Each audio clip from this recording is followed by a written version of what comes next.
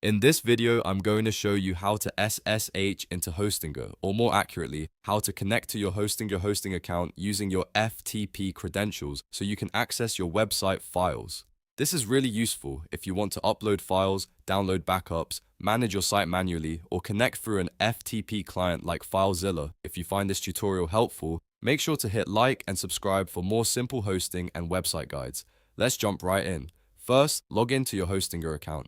Once you're inside the dashboard, look for the website section and open your website's dashboard. This is where Hostinger keeps all of the main management tools for your hosting plan. Now, in the dashboard, find the Files area and click on FTP accounts.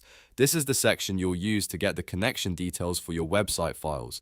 Hostinger will show you the information you need, including the FTP host, your username, and your password. Make sure you note those down carefully because you'll need them in the next step.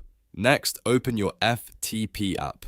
In this tutorial, we're using FileZilla because it's free, popular, and very easy to use. If you already have it installed, launch it now. If not, you can download it first and then come back to this step. Once FileZilla is open, you'll see fields for the connection details. In the host field, enter the FTP host from Hostinger. In the username field, enter your FTP username. In the password field, type in the password you noted earlier. Then set the port to 21, which is the standard FTP port for this type of connection. After everything is filled in, click Connect. FileZilla will now try to connect to your Hostinger server using the details you provided. If everything is correct, you should see your website files appear in the File Manager panels. From here, you can browse your site folders, upload files, download files, or make changes to your website's content as needed. This is especially helpful when you need direct access to your hosting files without going through your WordPress admin area. If the connection does not work the first time, double check your host, username, password, and port number.